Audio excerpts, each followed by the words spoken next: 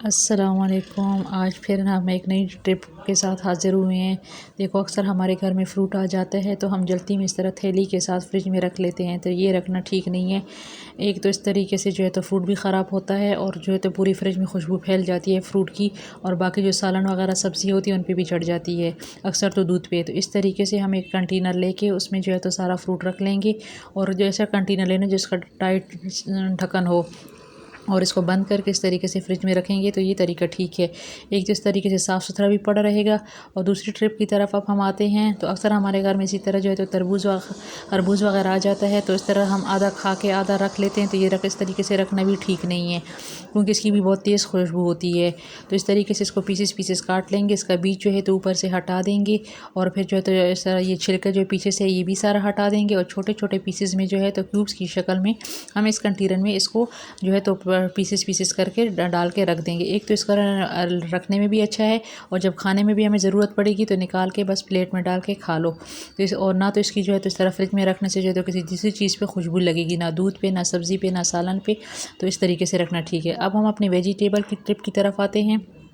अक्सर औक़ात इसी तरह हमारे घर में टमाटर आ जाते हैं जो मिक्स किस्म के होते हैं, तो कुछ पके हुए होते हैं, कुछ कच्चे होते हैं, और कुछ दरमियानी होते हैं, और कुछ में जो है कुछ छोटे छोटे इस तरह दाग धब्बे से लगे हुए होते हैं। तो अगर हम इसको रोज़ाना भी इस्तेमाल करें तो फिर भी सारे तो ये यूज़ नहीं हो सकते, तो फिर हम ऐसे ऐसे इस्तेमाल करते हैं जिन पर थोड़े थोड़े दाग धब्बे हैं, ख़राब हैं, तो ये बिल्कुल ज़्यादा ख़राब हो जाएंगे, तो इस तरह हमारे पैसे वेस्ट हो जाएंगे। तो इससे हम पहले से छांटी कर लेते हैं इसमें से जो थोड़े थोड़े से दाग धब्बे लगे हुए हैं। अब तो थोड़ा दाग धब्बा है, लेकिन अगर हम इनको इस्तेमाल कर लेंगे तो बच जाएगा बाकी सारा टमाटर, वरना हम ऐसे ऐसे सालन में इस्तेमाल करते जाएंगे तो ये दाग धब्बा बढ़ गए, पूरा का पूरा टमाटर हमारा ज़ाया हो जाएगा। ये देखिए, इस तरह कुछ कच्चे टमाटर हैं, इनको हम साइड पे कर लेंगे, तब तक हम वो इस्तेमाल करेंगे तो उस वक्त तक ये पक चुके होंगे। और कुछ है तो बिल्कुल ठीक ठाक से हमारे लाल से टमाटर हैं, साफ़ सुथरे, कोई दाग धब्बा उन पे नहीं है, तो उनको हम अलग कर लेंगे। तो इस तरह 3 तरीके से हमारे टमाटर अलग हो गए हैं। तो इस तरीके से हमारे बाज़ वक़्त हम अपने पैसे वेस्ट होने से बचा सकते हैं। तो सर थोड़ी थोड़ी सेविंग करने से भी हमारा काम आसान हो सकता है, लेकिन थोड़ी सी हमें मेहनत करनी होगी, थोड़ी छानबीन करनी होगी। तो अब इसको लाल वाले जो बिल्कुल साफ़ हैं उनको अलग कर लिया, जो कच्चे टमाटर हैं उनको थोड़ा सा अलग कर लिया है, और ये जो थोड़े से दाग धब्बों वाले टमाटर हैं इनको हमने अलग कर लिया है। तो इस तरह हम एक पेन ले लेंगे, और इनसे जो पार्ट जो है तो ख़राब है उनको अलग कर लेंगे, और जो पार्ट साफ़ है उनको आहिस्ता आहिस्ता जो है तो इसी तरह पेन में काट के सारा डाल लेंगे।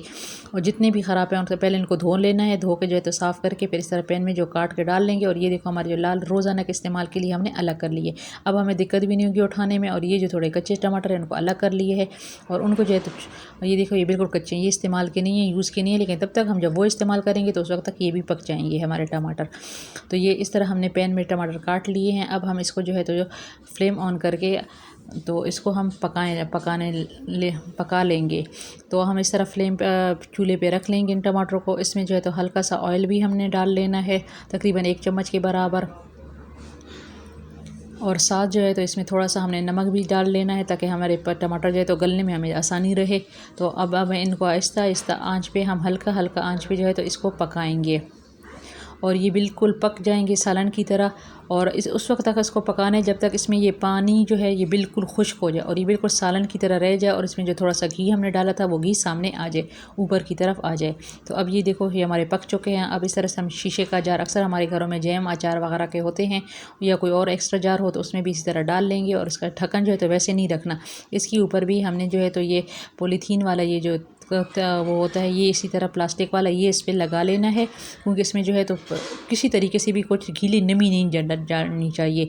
और इसको जब हम यूज़ भी करेंगे तो हम जो है तो गीले चम्मच से नहीं निकालेंगे। तो अब ये हम फ्रिज में रख लेंगे, और ये हमारा महीनों तक चलेगा। ये नहीं, हम वो टमाटर इस्तेमाल कर लेंगे जब कभी घर में ना हो तो हम इसको भी यूज़ कर सकते हैं।